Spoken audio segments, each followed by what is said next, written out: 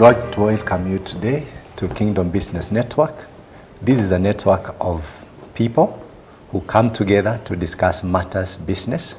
We come to your house and we bring very exciting and interesting and well qualified and vast panels which will help you in the subject matters discussed.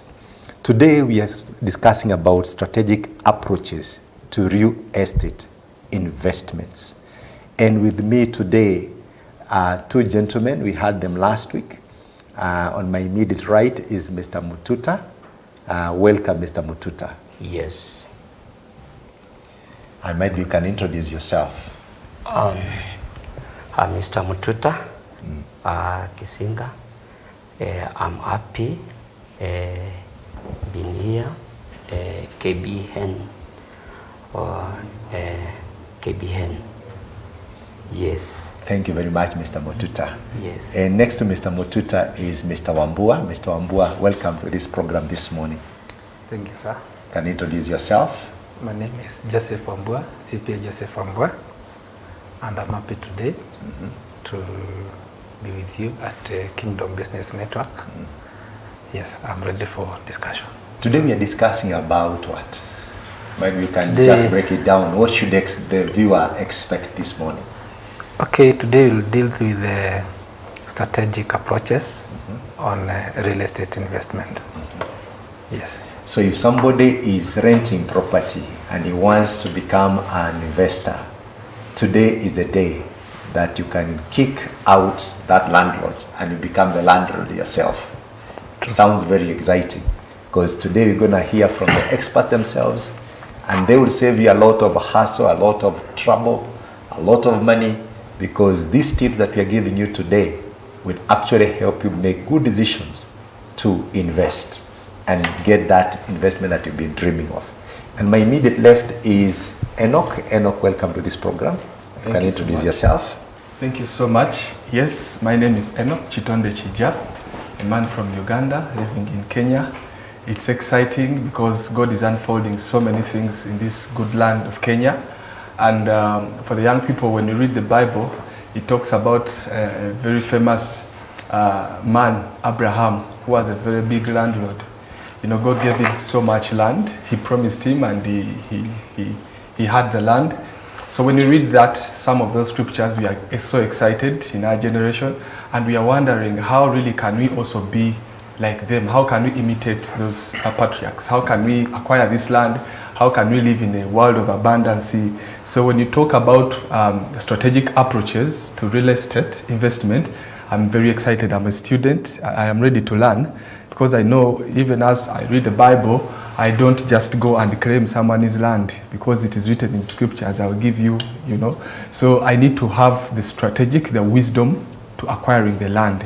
So I'm very excited, and I want to appreciate all the young people that have been following us, that have subscribed, that have given us good feedback. This is our day. You're getting from a renter to a savvy investor. This is so exciting, Bishop. Wonderful. This is exciting. Yes. From a renter to a savvy investor. Yes. This is our prayer for you. Yes. And we bring you these experts so that they can actually help you in the process of moving from a renter to becoming a savvy investor. Just in case you're watching us on Faith Today TV, tag a friend, let them watch also. In case you're watching us on social media, Facebook and YouTube, we would like to encourage you to tag a friend also. Also consider subscribing on YouTube and also liking the video. It helps us with the algorithm. It helps us spread the message. We are a faith-based organization, bringing people who believe in the Christian faith. So we give you tips which will help you a lot, even in your Christian life, and to also do business in a Christian way, a way that glorifies God. And that's why today we have these wonderful men who are going to actually help us in this subject matter, moving us from being renters to becoming savvy investors. Yes. Mr. Wambua, what do you have to say about that movement? Okay, Fila. I think in real estate, we have so many opportunities for people who are currently renting the premises or renting houses as tenants, they have an opportunity to become landlords or to become investors. Okay. And today we are going to discuss about various approaches that can help you, that can help an investor. So there is opportunity for people to move from renting Yes. to investing. To investing. How is it? Might be somebody there is asking, is it easy? What do I need? Yeah, it is easy, not easy per se, because you need to have some skills, some knowledge, you need to have some information that will enable you realize that you can become an investor. It doesn't matter whether you have the capital, whether you have the money to maybe start your own investment portfolio. What you require most is the knowledge, the information. As they say, information is power. Information is power. And this is what we are giving today for free to our viewers. Yes. Information from people who are experienced, people who have walked this journey, people who have actually moved themselves also from renters to investors. I believe you also crossed that road.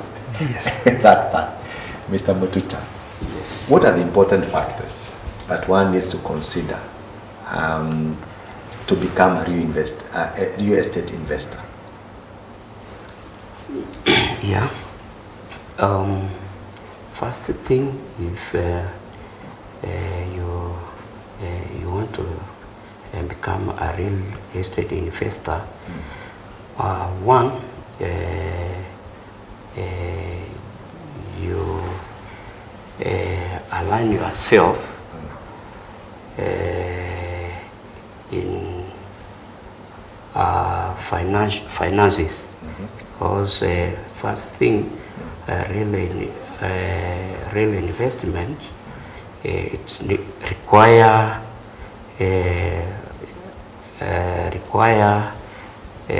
the money, and it's also good to consult how you go to the ground first thing, and then you see whether you can manage to invest in a real estate, because of the, you have to inquire the history of the ground, whether you will manage which side, because there is a difference in a real estate to invest. Okay. Yes. Mr. Wambua, what do you have to add on that?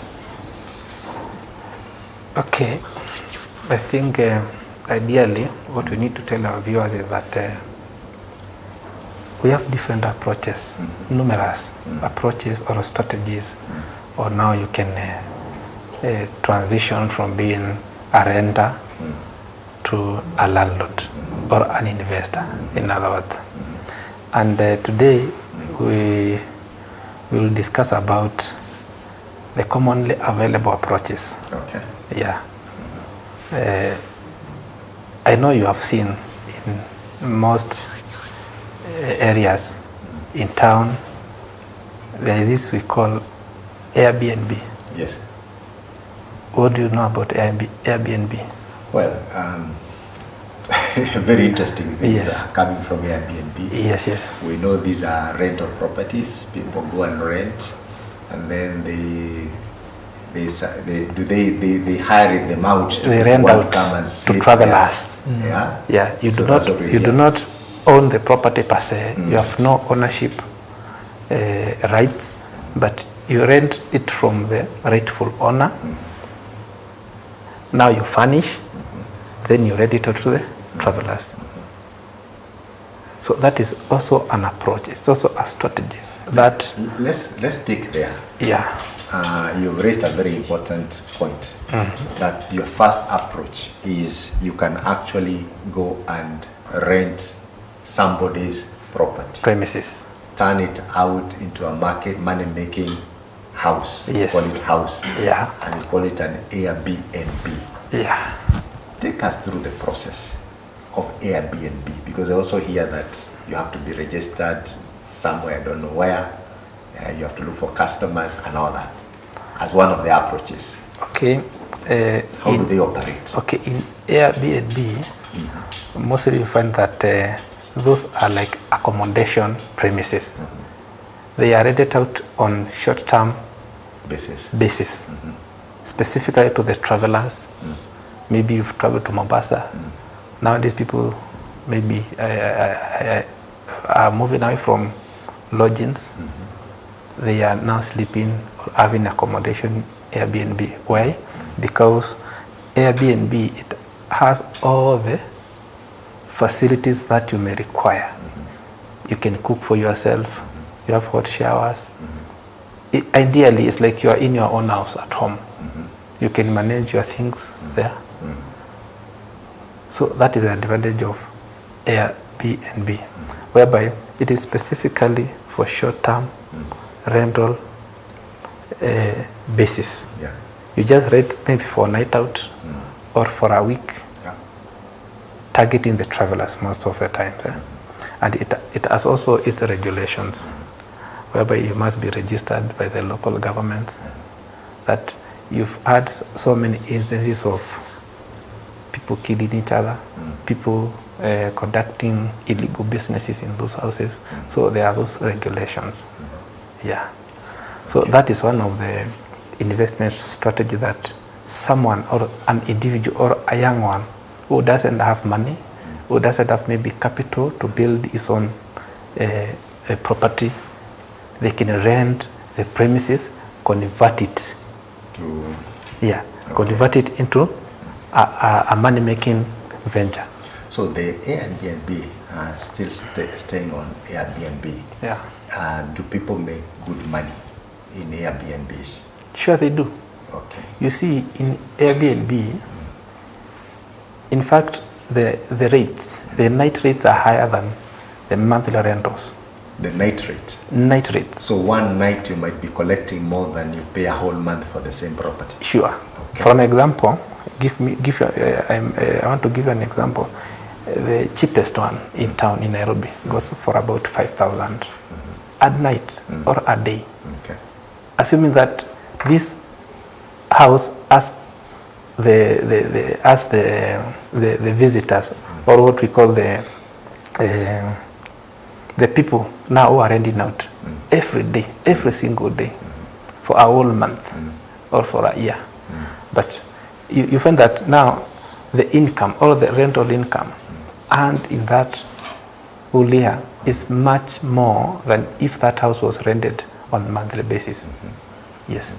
What about the maintenance of this Airbnb? Because I believe that if you have taken an Airbnb, if you own one, you have to take care of the laundry there, you have to take care of the cleaning, you have to manage the bookings, you have to manage the marketing.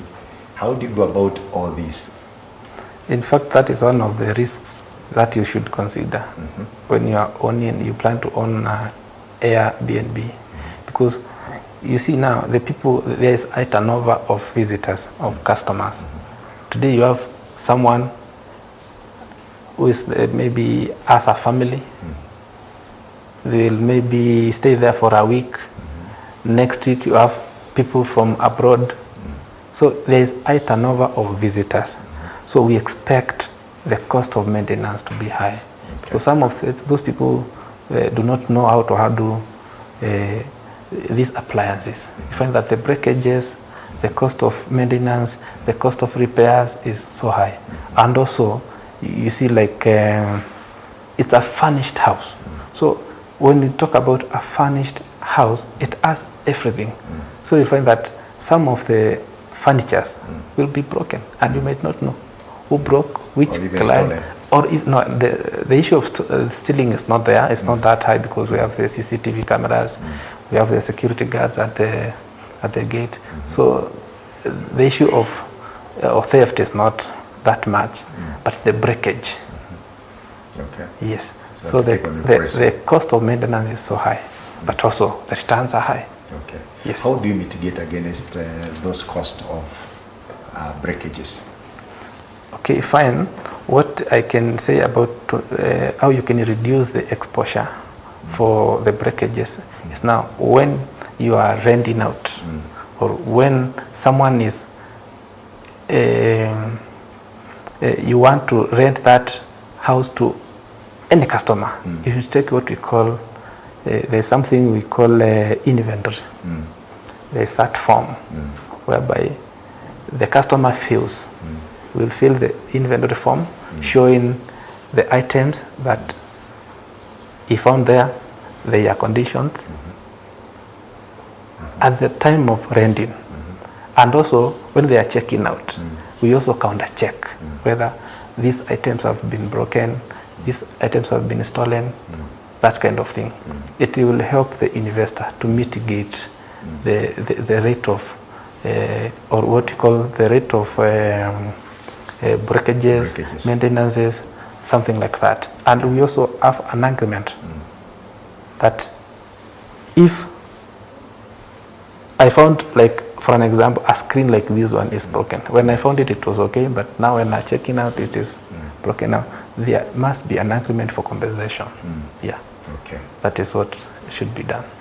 Enoch, hearing about Airbnbs as a business opportunity, one of the first strategies that we are discussing, what is your thoughts, especially from a young man's perspective? A young man's perspective. Yes. Thank you so much, Bishop. I love the direction you are taking because now you're really addressing one of the things that I was looking at, Airbnb. You know, when you look at it, when I came to Kenya, I was looking for one. I have very many friends of mine who come from Uganda and are interested in getting nice, fancy, you know, apartments or space to be for just a little while. So when you talk about that as an opportunity for us as the young people to venture into, I'm excited because, you know, when you look at the news today, they only talk about the bad side of Airbnb. They talk about the killings that happens, the bad stuff there. But I also know some people who have made good money out of Airbnb. So this discussion is really what the young people need. It's what we really need. And you being the people who have been managing properties for a long time, I'm sure you can pinpoint, identify these spaces for us, and then maybe we can invest, because that is now the gap, the challenge that we are getting. How are we identifying these spaces? Because, you know, there is so much opportunity in Kenya. Kenya being a hub, you get this inflow, so much traffic, people coming from all over the world to tour, to learn technology. Now, the other day, we are hosting, actually, there's a symposium, a digital technology symposium in Malindi, you know, and very many people are coming from diaspora. Now, imagine people who have strategically positioned their, you know, their facilities. So if you are going to really convince me on this, I am very excited. Thank you so much. Wonderful. Yes. Now, somebody is asking, Sweet Homes. Tell us, somebody wants to set up an Airbnb. What are the financial considerations? How much is it going to take to set up an average Airbnb business? First thing, you can check whether you can afford that business Airbnb, because, you know, for example, like our country, Kenya, there is different apartments, and the different apartments, the market rates. First thing, you consider the market rates, and you do the research on ground, and after you get the apartment which you can afford, I think you can start from there. And also, it's also inquire, first thing, you inquire from the neighborhood, because you know you can go somewhere where you can't even afford. Yeah, so if, for example, you can have a small amount like 10,000, and then maybe the owner of that apartment is renting 5,000 example. So that one you can agree with the owner. Yeah, you want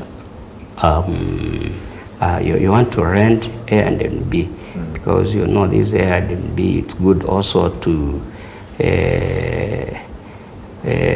disclose to the owner of that apartment, because of in case of any problem. So you can become a landlord from 5,000 to even 50,000 per month. Yes. Okay. Yeah. So you're saying you can start from 5,000 to 50,000. That is the cost. Is it you call it cost, or is it the rent for that property? That's the rent of the rent. the unit. And of course, I believe One that unit. if you take a very low end, then you'll struggle in the quality of customers that you attract. If you go higher end, then you might also be able to attract the likes of the investors who are coming to Malindi. And as he mentioned, isn't it? Yes, So, yes, so, yes. so the cost then would be, one is the cost of the rental property. The second cost would be the cost of Furnishing. That includes the equipment, the TVs, and the Sure. rest of it. Is there any other cost? Yeah. Licensing and all that? Licensing, sure. What else? Yes. What else is another cost consideration? in NB, those are the people in business. Yes. They are not like the people in residential. Yeah. Because these are the people serving business people, serving visitors, serving travelers. So there must be a cost whereby you are licensed. As we earlier said, that they must be registered, that you are operating an Airbnb in certain area. You get me? Yeah. So there are those costs that come along Okay. with operating Airbnb. Wonderful. Yeah. So there you go, my viewer. One of the first investment strategy is invest in an Airbnb. Yeah. It's easy to set up, I believe. Sure. Because you don't even need to own the property, you don't need to own the The premises. The premise. All you need is to rent, and then you equip, and then you start. Then you look start doing marketing. Look for customers. And Yeah. looking for customers. And Yes. as the panel has said here, there are some cases whereby you might be able to collect your 1 month's rent being paid by One single night. one single night. Yes. You know, so it's a very lucrative kind of a business. Of course, it has got its own downside in terms of security and all that. Maybe those ones are very, very clear. We've read that a lot in the media. So take us to the second business investment strategy. Okay, we have also that what we call buy and hold for long. Buy and hold for long. Buy and hold for long. What are you buying? Is it the land or the building? Okay, you can buy the land, Okay. you can buy the building. If you are an investor and you have enough capital, you can buy a building, you rent it out to your tenants or to your customers for a long period of time. Yes. What is the purpose for that? To earn or to generate what we call long-term wealth, to generate income or to generate wealth in long term. As this property or the premises, as the time goes by and you're still earning the income, the premises is generating the income, it is also appreciating in value. So you buy an old strategy. Okay. It's also a strategy or an approach in real estate when you want to become an investor in real estate. So you buy, You identify, you buy, buy, and hold. And hold. Yes, expecting now the price To appreciate. to appreciate, then you sell on a later date, maybe 10 or after 15 years. Okay. Would I say that that is a very good strategy, especially for people who don't have a lot of money and they want to buy land? And since they are limited in terms of the prime kind of a property they can buy, they can go to a less well-developed area, buy while it's still low. Yeah, the price is still low. Yes. Hold it for 10 years. And hopefully by the end of 10 years, there'll be infrastructure in that area.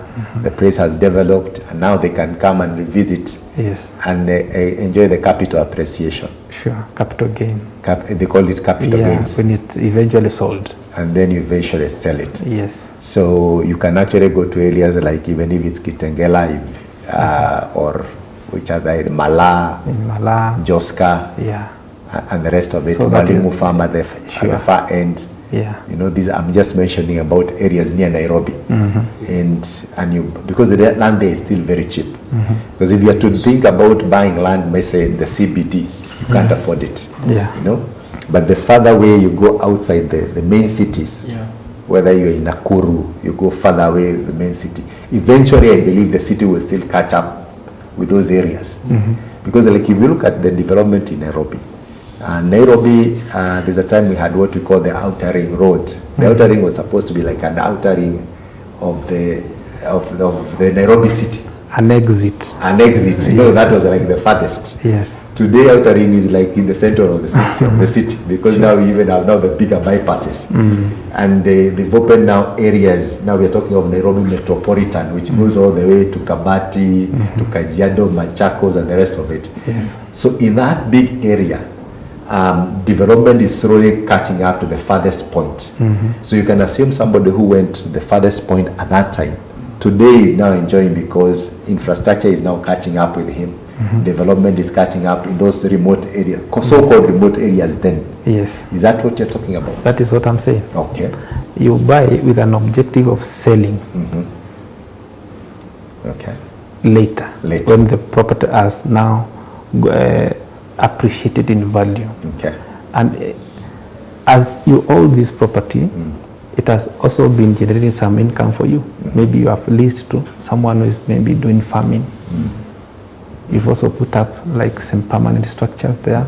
As you wait for the property to appreciate in value, then sell later Yes. on. Yes. So that is also a strategy. Okay. Yeah, it's a strategy in real estate when you want to become an investor. We'll take one question from Enoch before we take a short break. And then after that question, we'll get to how do you go about identifying that land and the due diligences and the steps that you need to take to ensure that you actually get what you want. Yes. You know? Yeah. So Enoch, what is your thought about buy and hold? Well, thank you so much, Bishop. I'm enjoying the discussion because it is really guiding me rightly, because it started with the low end or the baseline, where one can start with maybe Airbnb, which is very affordable. Then when a young man has accumulated enough wealth, then you can think of buying the bigger properties, and then you hold, let it appreciate, and then later on sell out.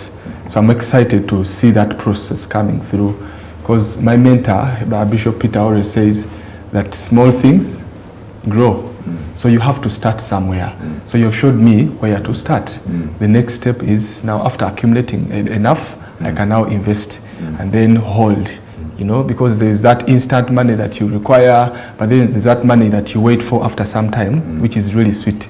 So my question is, the other day we were exploring some plots of land in Kitengela with Minister Mtuta here is having some land. So my question is it only Kitengela? Do you have more other properties, and what can someone start with? What is available? Because after getting the strategy, I'll be excited to know what I can start with. So Thank you so much. Price conscious Absolutely. customer. Yeah? Yes, yes. Okay. You can. Okay. In the land where you want to start to buy a land. First thing, you do a visit, because you know it's good also to know the place which you want according to your capital, because you know in for example in Kitengela there is the land which is touching the main road. From the main road, that is Namanga Road. That's a plot. It's expensive than which you go inside like 10 kilometers. So from the what I can advise the middle class or the youth, you can invest the lands which is cheap, and after like 3 years, 4 years, 5 years, that land will appreciate you. Yes. Okay. Yeah, because you know, like our country, Kenya, the lands, it's appreciating after even a month. So you can buy today, for example, you can buy a land for 500,000, and after a month you can sell 1 million. Wow. Yes.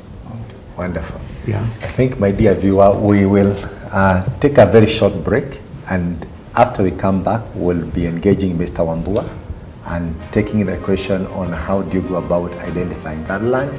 I also want to know, is it really possible today to find land appreciating very fast, or are those days over?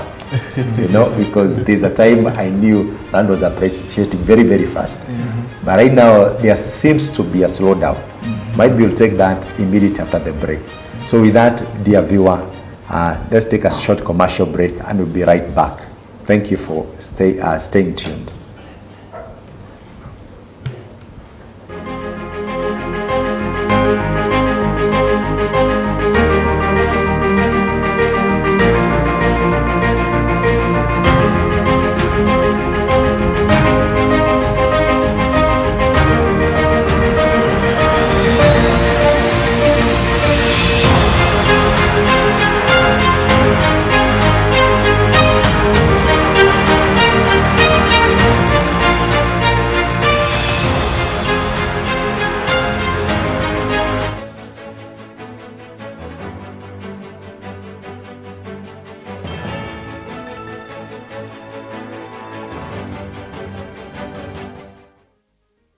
Faith Today TV is here to make your brand outstanding.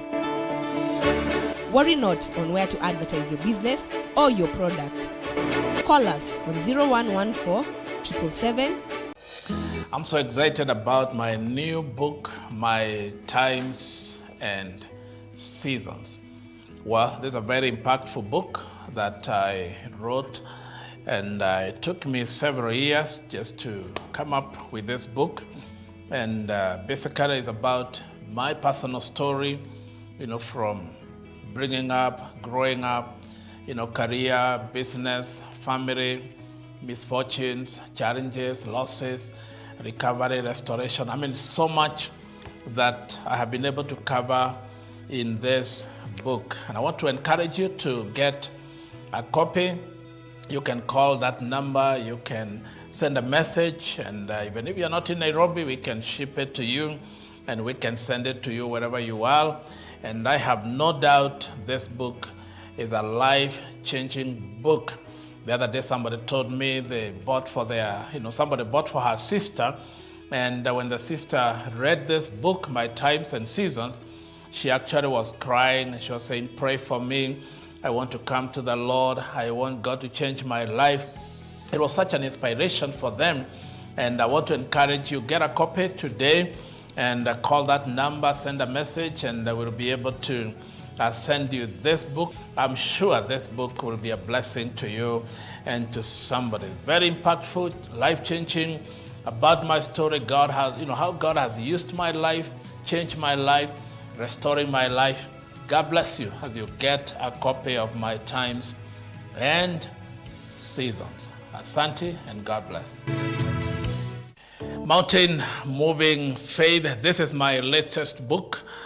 And if you want to learn how you can move mountains, life has many mountains. While this journey, you will encounter mountains and you wonder, how can I move mountains? This is a book to read.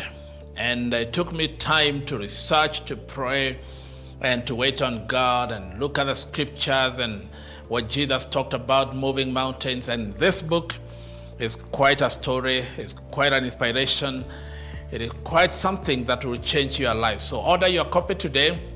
We can send it to you wherever you are in this country. We will be able to send this book to you on Mountain Moving Faith. Call that number or send a message and our team will be able to ship it to you wherever you are. There's a book to read. You can also buy for your friend, for a family as a gift. And I have no doubt they will thank you and that they will be always thankful for what you have done for them. So God bless you as you read this book, Mountain Moving Faith.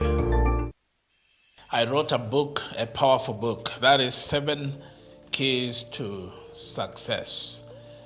All of us want to succeed. Nobody here wants to fail. I have no doubt you have a deep-seated desire how to succeed, but you wonder how.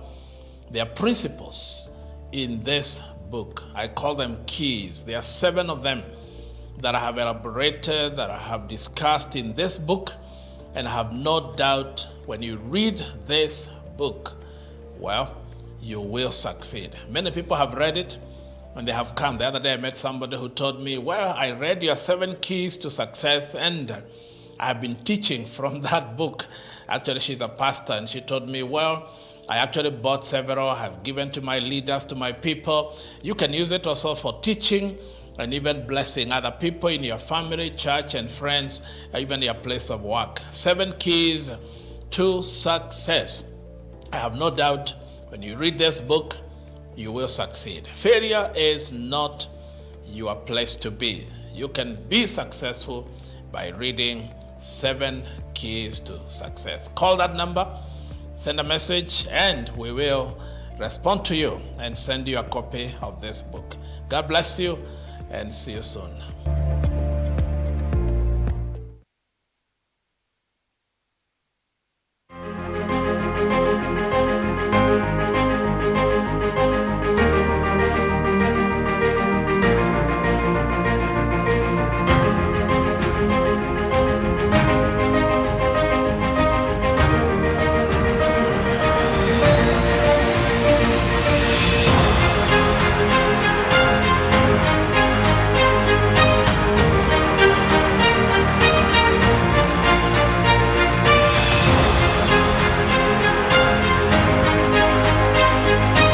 Dear viewer, once again, I would like to welcome you after this short commercial break to this strategic approaches in real estate investment. This discussion is facilitated by Kingdom Business Network. We come to your house, to your home, to wherever you are so that we can share some strategies to help you improve your business, create wealth, make money as you serve the Lord. And before the break, we were discussing about a strategy, which was a second strategy this day, whereby you buy land, you hold it, and then you sell it after some time. And I had asked a question to Mr. Wambua.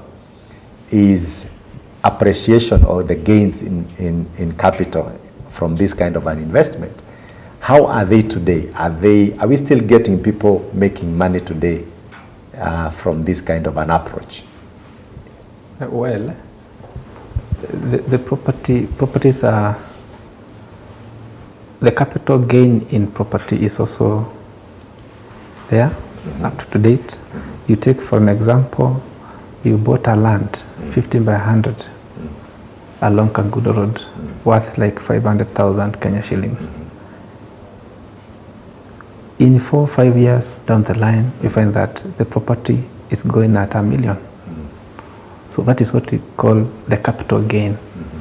The difference between what you bought and the much is going at the moment, the current market rates. We have these factors that determine the value, the appreciation in value of a property, like road access, like the structures that are coming up. We find that initially the land was in an open place. In 3 years down the line, you find that other structures, other people, other developers have also constructed their properties within the same area. Power lines are also passing through. Yeah. We have things like sewer system has also been installed. We have things like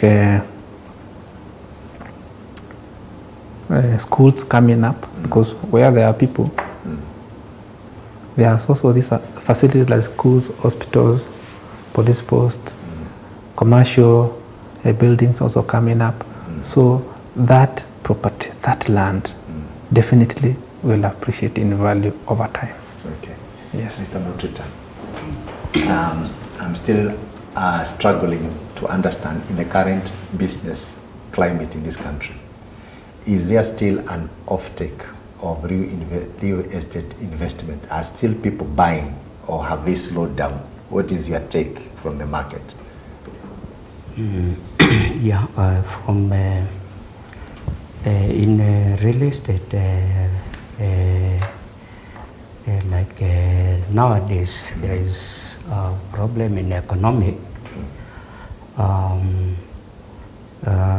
Okay, the markets, it's going very slow, Okay. but it will depend with the area which you are selling the plots or the properties, because you know nowadays the cash flow is very slow, and to invest like now, I can encourage customers who have the money to invest like this time, because the plots, it's going at the lower price. So it will depend where you want to invest. So according to you, this is the best time to buy? This is the best Because the price time to at buy, the lowest. because the prices are the lowest. Yes. Yes. That's an encouragement to somebody who has some money. It is just the principle of supply and demand. Yes. If demand is low, the price goes down. Goes down, To yes. attract the customers. Yes. Now, since now there is no demand, people have no money, prices have stagnated. We are not increasing the prices. Some have even lowered their prices Yes. so that they can attract customers. And I strongly believe that a Yes. time will come when the economy bounces back. Yes, sure. The prices will also go high. Yes. So in kind of this strategy we're talking about, buy, hold, and sell Sell later. and sell. Yeah. This is the best time to do it. Yeah, exactly. So if you have some money somewhere, instead of that money lying idle, put it in some land, because you will get very good bargain prices now. True. And years to come, the economy will be good for sure. We believe that. Yeah. You can be able to sell it at a good profit. So that takes us to the third strategy, investment strategy in real estate. What is it? Well, we also have a strategy we call fix and flip. Fix. And flip. Fix as a kukarabati. It's just a strategy whereby you identify a property that requires some renovations, Okay. some minor improvements. As an investor, you buy that property, you do the improvements, then you sell it Okay. for a quicker profit, and in the process you make money. So this is a process whereby it is a strategy whereby you can become an investor. Your work is just to identify the property that need renovations, that are, maybe we can say they are underpriced. Then you renovate them, then you look for a buyer, you sell them at a higher price. In the process you make money. So it is also a strategy for investors. Is it similar, sorry to digress, is it similar to the strategy I see some people buying cars which either had an accident? They renovate. They repair them. And then they sell it. That is it. So the That same is a in strategy. now housing, you can also Exactly. do the same. You can do the same. How do you identify this property? Is it because there are people who have been unable to repay the might be loans they had, or how do you identify? It is very easy to identify. Like for an example, there are those people who sell on distress. Distress, Maybe yes. you had obtained a credit facility from the bank and you are no longer, you are not able to service the loan. So you get the property is being sold at a first value. So as an investor, what do? You buy, you renovate, you make some changes here and there. Maybe you can improve the premises, then sell it. You are not buying specifically for you to generate income over the period, but you are selling, you are buying with an objective of selling after renovations. Okay. So it's also a strategy in investment. No, still on that, Yeah. and I'm thinking about property under distress. These Yeah. are properties which are owned by banks, That is it. and they are sold in auctions. Yes. Maybe you can tell the viewer, what are the things that you need to be aware of before you buy such properties? What should be your due diligence? What are the pitfalls you need to avoid? You know, because some of them are embroiled in court cases, never ending. I mean, maybe you can guide us or Okay. shed some light on that. Yeah, it's a good question. One, you need to do your homework very well. You need to do what you call due diligence. You get to know the history of the property you are buying. Is this property generating the expected income? Okay. Because if you are an investor, if you are a business person, we assume you are buying so that this property can generate you income. So you need to do your due diligence to know the expected return on investment. You get me? So if now the returns cannot align with your financial objective, I think you should not buy that. You should not indulge yourself into such a venture, because in the long run, now the lenders, the bank who give you the money, if you are not able to service your debt, they will come for it. Okay. So it's also good to make sure that you know the history of the market, what we call the market condition in that area, in that certain industry you are venturing into. And also make sure that you do not stretch yourself, you do not overborrow. There are those investors who identify a certain land or a certain property which is going, let's say, for like 200 million. You get a valuer, then you tell him, value this property at 300 million. So that bank can give you extra more money. You see, it's like you are straining, you are stretching, you are overstretching yourself, you have overborrowed. Bear in mind that this money is not yours. You are going to return the money to the lender. But here is the investor who overborrowed. What do I mean by overborrowing? It's like you got someone who misled you. He gave you a wrong report on the property. It cannot generate this amount of rentals, but you have taken a loan you obtained a loan using this property as a collateral. So in the long run, you'll have made a wrong decision. So it's always good to invest in a low risk investments, whereby I would advise that always go for undervalued properties, the properties that are sold on distress, because in the long run, they have higher returns. Yes. So the distress properties, I believe, since they are owned by the banks, They are owned most of the might times. be most likely the bank has already done its own due diligence. Exactly. So they could be safer. Are you suggesting that? That is the word. Yes. And can you use the same property to actually use it as collateral in borrowing to buy the same property No, you cannot. when it's still under distress? Is it possible? Okay, what happens? You see, banks are also in business. They are trading. After now you identify the property, you give them a proposal, they will ask you how much are you willing to raise so that the bank can buy the property for you. Say for an example, the property is worth like 200 million. The bank will give you what we call an offer, telling you we are going to raise this much, like for example 70%. They will also request you to raise 30%. Okay. To deposit 30% of the amount With them. Okay. It is also security. Okay. Yes. So in other words, it's also still possible to get the 70% as a loan from them if you deposit 30%. It's true. Okay. Yeah. Okay. So that way they are able to determine your ability to repay. Yes. If you cannot raise the 30% value of the house, of the property, now you are disqualified. Okay. Yeah. So those are the measures they take to measure or to determine a customer or a borrower who can repay their money. Wonderful. Yes. And of course, your thought on that? Well, this is so sweet, and I believe this is a great conversation. I see words of wisdom being shared here. And when you look at flip and fix, or Fix and flip. When you look at fix and flip, I believe it is a godly principle because God gives beauty for ashes.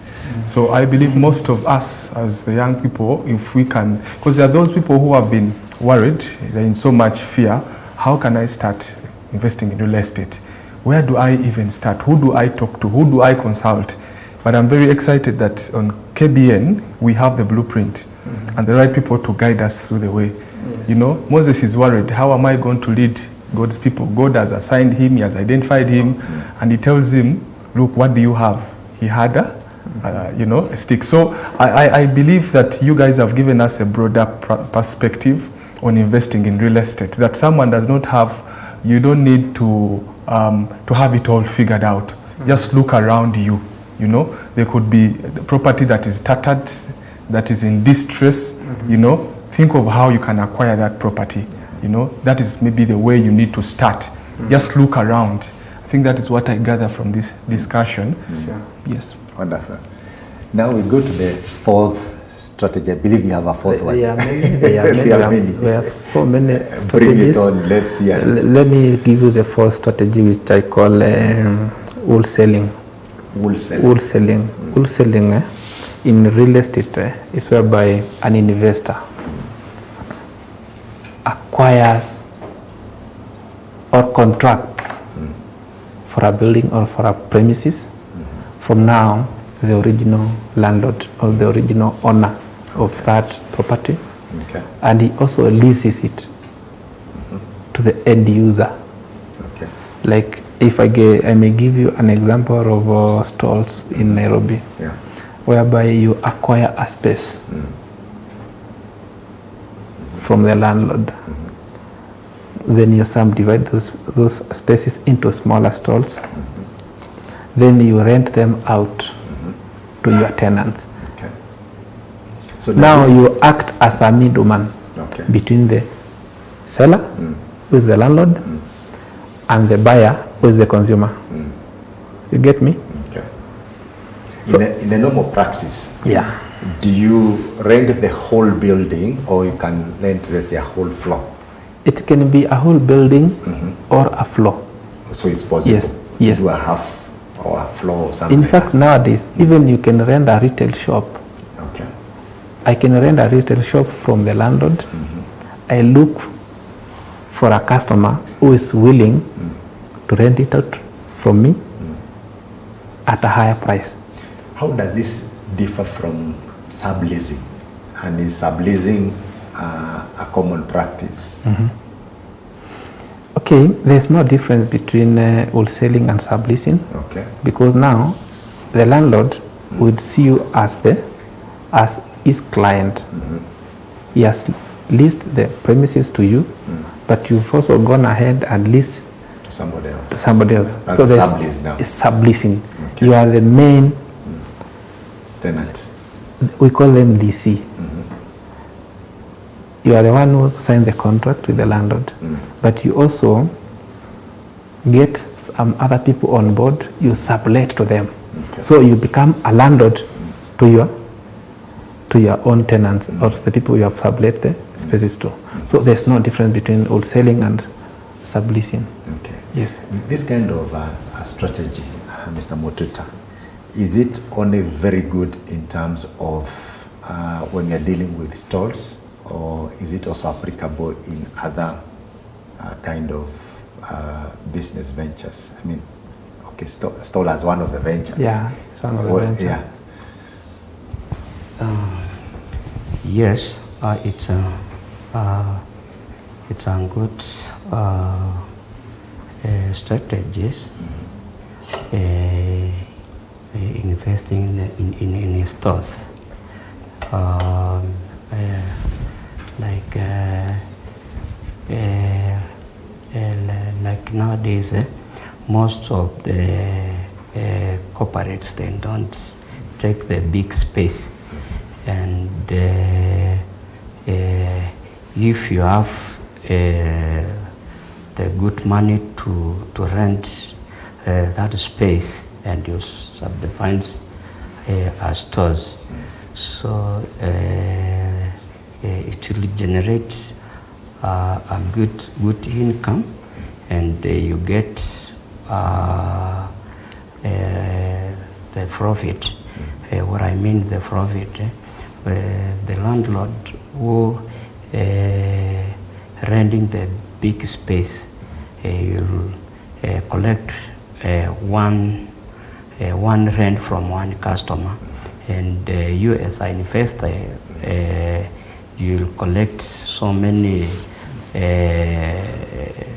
rent with from the tenants. Yes, so that it's also a strategic to invest in where there is a space. Yes. Okay. Yes. Mr. Wambua, do you think there's a very big risk in this kind of a venture, in that you as a person who has leased from the owner, you lease, let's say, 1,000 square, I don't know whether 1,000 square feet is too little, for argument's sake, 1,000 square feet, and you have to pay him for that amount of money that you have agreed.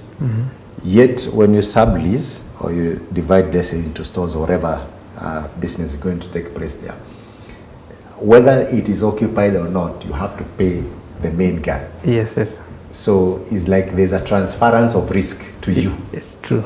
So is this a good venture, or how do you mitigate against losses that you could incur? Okay, ideally, we should not stick our mind into land, property, or buildings alone. You can think of a car hire. You own a car hire company, whereby I'm a driver.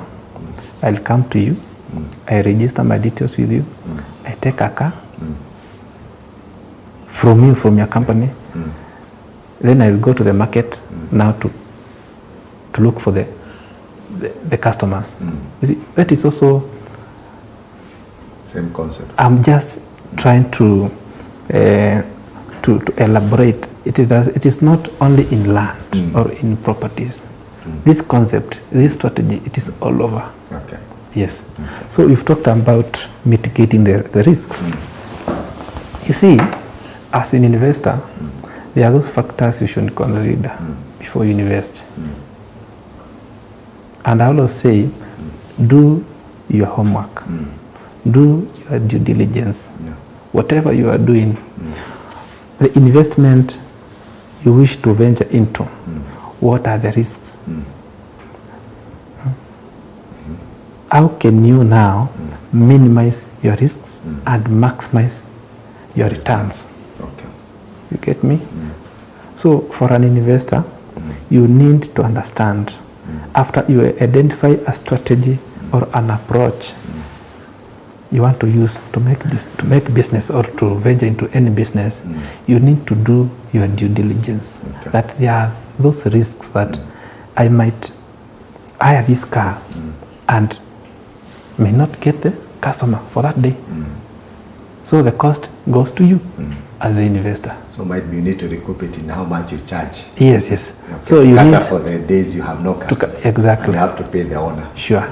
Okay, that's a nice one. Yes. Can you take us to the next? Should be what, the fifth one? Okay. The other one is another approach or investment strategy is the commercial real estate. Commercial. It is whereby you acquire and manage the properties so that it can generate income. So you acquire a commercial property. Not even a property, but since we are talking about real estate, Yes. let's now concentrate with properties. Okay. Whereby you acquire a property, be it a land, be it an office block, be it a commercial, what we call industrial structures that you acquire, So it becomes yours. It becomes yours. 100%. Okay. Yes, 100%. You have the ownership rights. Then you manage it.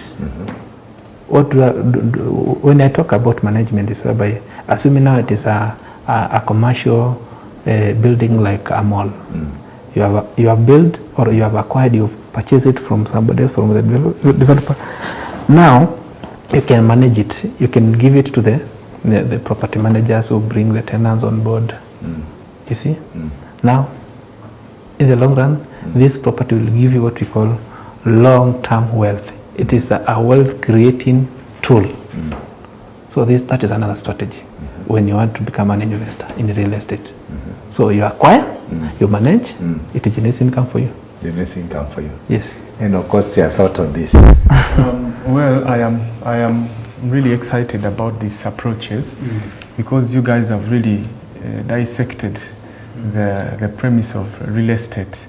When you look at it, nobody at this level, no one should be shy, no one should be timid to invest in real estate. We have actually a clear plan, a roadmap to invest in real estate. And for the young people, we are so excited, to know that you just have to start. As long as you have the right intel, the right information, and the right people, advisors to help you along the journey. You guys are, I think you are experts in this industry, and what I can do is to call upon the young people. It doesn't matter how much you have, but if you have it in mind that real estate is the way to go, I think you just have to start. When you look at it, yes, there could be risks because some of us, what takes us back or holds us, it could be the risks. We are thinking about risks. We are thinking about failure, and that is not our place. As a believer, you have to think positive, and with positivity comes so many benefits.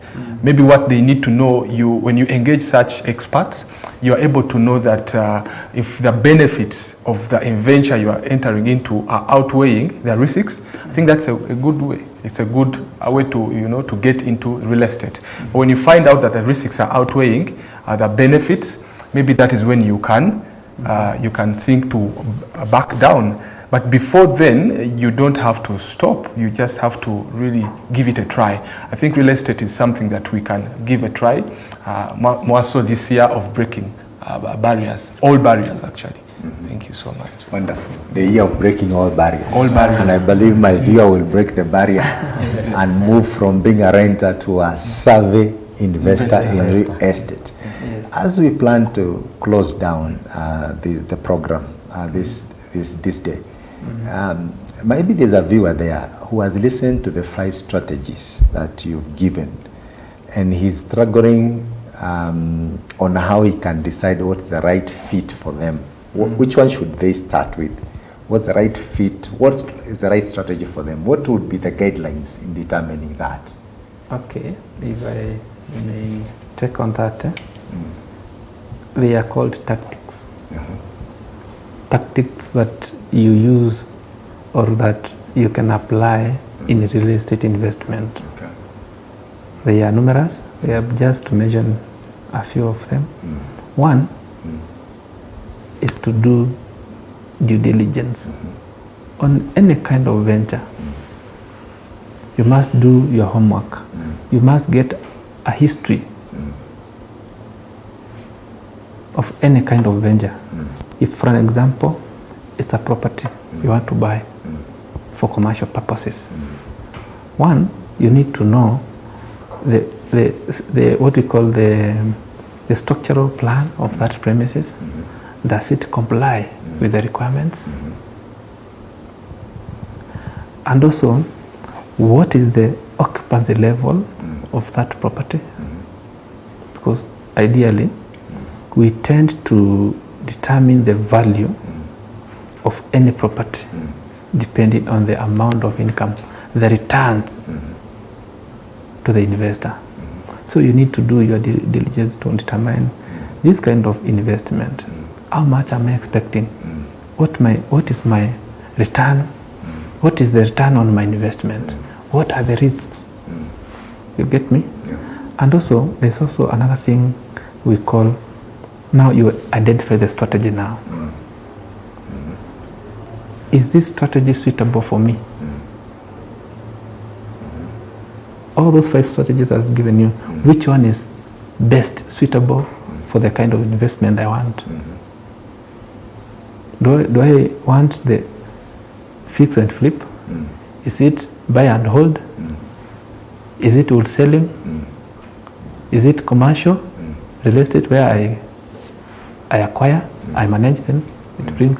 So those are the strategies you should consider. And also you should consider the fact that what we call borrowing, the financing. When you are investing in real estate, make sure that you do not overborrow. Don't overborrow. Sometimes investors borrow a lot, borrow too much when the times are good. Have in mind that there shall come a time when you will not be able to repay. So what will you do? So it is a factor to consider that you should never ever borrow or overborrow to finance an investment. I know you know the risks. Yeah. If you are not able to now service your debts, you'll be auctioned. Yeah. And you'll have also lost because when you are not able to service your loan, you might have also put your personal investment there, your personal savings there. When the lender comes, he will not consider whether you had put anything there. He'll just auction you and you'll have lost your savings plus your property. So always consider living within your means. And also make sure that if you are borrowing, you are able to repay. You are able to service your debt. Another thing is that you should not invest in a risky venture. We go back to the due diligence. Due diligence, yes. You should never invest in a risky venture.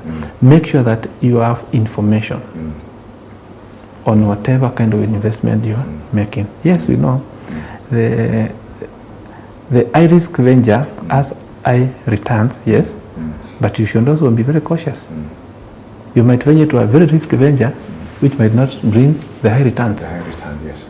You understand? Another thing is that you should always seek professional advice when you want to venture into real estate. You should always seek professional advice.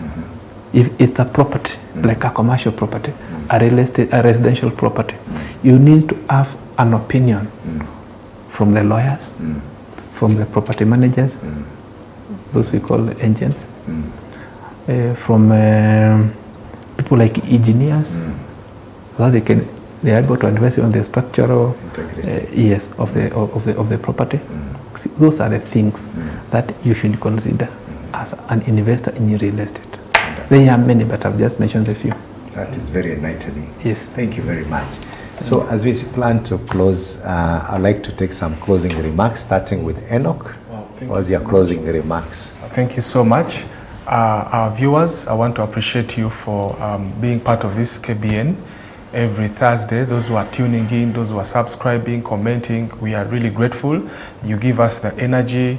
And then what I have to say is these experts have given us the 5 strategies for you to overcome or to venture into real estate.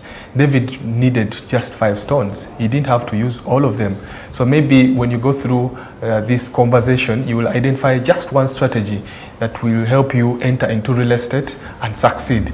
Because all you need is the right information, all you need is the right people with you to venture and succeed, because it is possible. You can make it. We have seen it work, and it will work for you. I also want to remind you, next month we are going to be having a youth gathering, a youth conference that is going to empower very many young people. If you can, please come and attend, be part of this at OFC Ministries. Thank you so much. I also want to talk about the Malindi, the Digital Symposium, Technology Symposium that is happening on the 11th of April. It's going to be massive. You need the information, you need the knowledge, and this is the opportunity. Thank you so much, and God bless you. Thank you very much, Enoch. Mr. Mututa, what are your closing remarks? For what I can say, thank you inviting for the KBN. It's a very nice one. For our viewers, conduct our sweet homes. You will get sweet homes, Blessed House, second floor, room 25. Will advise in real estate. Don't fear to consult us. We are okay in the real estate. We are very transparent in this industry. What is important is to consult the people who are transparent in this business. That is the key in this business in the real estate. So you are welcome. Thank you very much, Mr. Mututa. Mr. Wambua, your closing remarks, please. Thank you, sir, for having me. My closing remark is that